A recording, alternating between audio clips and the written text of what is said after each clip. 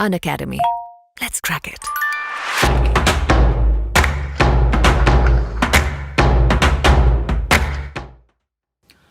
Hi, hello everyone. I am Vishal Joshi, Director of Nucleus Education and Star Educator on Unacademy, HOD of Inorganic Chemistry.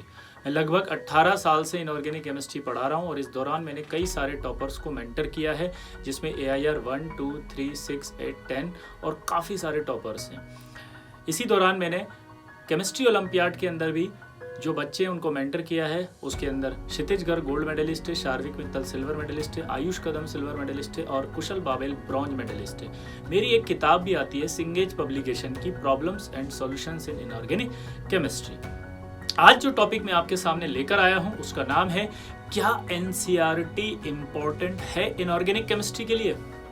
तो जी हाँ, NCERT inorganic के लिए बहुत ज़्यादा important है, क्योंकि इनऑर्गेनिक एक ऐसा सब्जेक्ट होता है जिसकी थ्योरी बहुत वास्ट होती है। अगर हम किसी भी किताब में से कोई सा भी टॉपिक पढ़ेंगे तो उसकी थ्योरी के बारे में जो डिटेल होगी वो अलग अलग किताबों में अलग अलग मिलेगी। तो सारी थ्योरी को अगर हम अलग अलग किताबों से पढ़ेंगे तो बहुत कन्फ्यूजन क्रिएट हो जाता है। उस कन्फ्यूजन को अवॉइड करने के लिए हमें एक स्टैंडर्ड बुक की ज़रूरत होती है। हम एक कॉम्पिटिटिव एग्ज़ाम की तैयारी कर रहे हैं। अगर हम एक कॉम्पिटिटिव एग्ज़ाम की तैयारी कर रहे हैं तो हमें सबसे इम्पॉर्टेंट चीज़ चाहिए, और वो चाहिए कि सही टाइम पर सवाल को सॉल्व करना।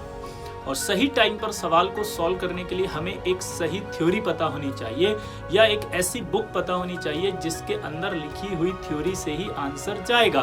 तो वो थ्योरी है आपकी NCERT की बुक। NCERT की लाइन से ही आंसर जाते हैं JEE मेंस के अंदर। तो इसलिए JEE मेंस एस्पिरेंट के लिए बहुत ज़्यादा इंपॉर्टेंट हो जाता है इनऑर्गेनिक केमिस्ट्री में NCERT को पढ़ना, क्योंकि आपको पूरी बड़ी थ्योरी एक ही जगह सिंक्रोनाइज मॉडल में मिल जाती है। अब बात आती है कि क्या इनऑर्गेनिक केमिस्ट्री में कुछ ऐसे चैप्टर्स होते हैं जो इंपॉर्टेंट है? जी हाँ, कुछ ऐसे चैप्टर्स हैं जिनका वेटेज हमेशा ही ज़्यादा रहता है। तो जितने भी एस्पिरेंट हैं वो ध्यान से सुनिए, क्योंकि आपके काम की बात आ रही है, और वो ये है कि इसके अंदर सबसे इंपॉर्टेंट आपका केमिकल बॉन्डिंग आता है। दूसरा, कोऑर्डिनेशन केमिस्ट्री। जी हाँ, कोऑर्डिनेशन केमिस्ट्री से बहुत सारे सवाल आते हैं, केमिकल बॉन्डिंग से बहुत सारे सवाल आते हैं। इसी तरह से आप S ब्लॉक के अंदर भी कुछ स्पेशल रिएक्शंस पढ़ के जाएं, अगर जैसे reaction with O2, reaction with liquid ammonia, reaction with water, ये सारी की सारी जो रिएक्शंस हैं वो आपके लिए काफ़ी इम्पोर्टेंट हो जाती हैं। तो आप इन सारी रिएक्शंस को भी अच्छे से पढ़ के जाएं।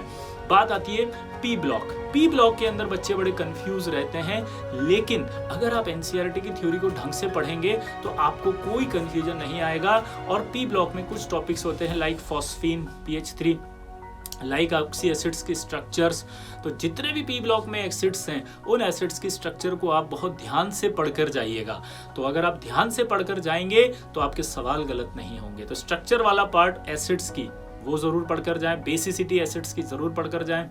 इसी तरह से सिलिकॉन्स आपके इंपॉर्टेंट हो जाते हैं, वो ज़रूर पढ़कर जाएं। डाइबोरेन ज़रूर पढ़कर जाएं, ठीक है। हेलोजेंस के अंदर जो रिएक्शंस होती है वो ज़रूर पढ़कर जाएं। दो रिएक्शन बहुत इंपॉर्टेंट होती है, क्लोरीन की रिएक्शन अमोनिया के साथ, एक्सिस ऑफ क्लोरीन की और अमोनिया एक्सिस में हो, ये दो रिएक्शन अलग अलग दो प्रोडक्ट बनाती हैं, ये भी बहुत सवाल आते हैं।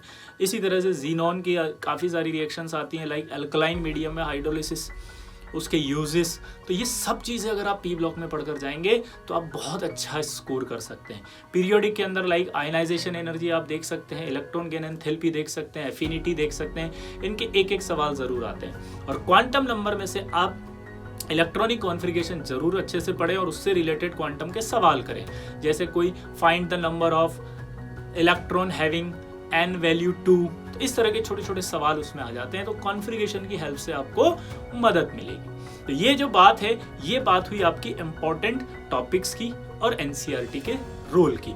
अब हम बात करने जाते हैं कि जो बच्चे नेक्स्ट ईयर IT देंगे उनके लिए आपके पास क्या प्लान है। तो दोस्तों, आपके लिए बता दूं, उनके लिए हमारे पास न्यूक्लियस टीम के पास एक बहुत अच्छा एक सॉल्यूशन है, और वो है आपके लिए 2 फरवरी को हम एक बैच लेकर आ रहे हैं। और वो 2 फरवरी का जो बैच होगा वो एंथूज का यानी क्लास 12th के लिए होगा।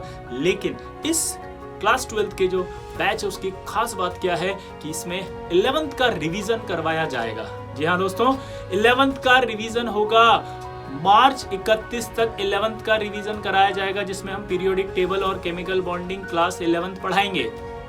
और 12th अप्रैल से चालू होगा और अप्रैल से चालू होने के बाद आपका 12th का पढ़ाई होगा।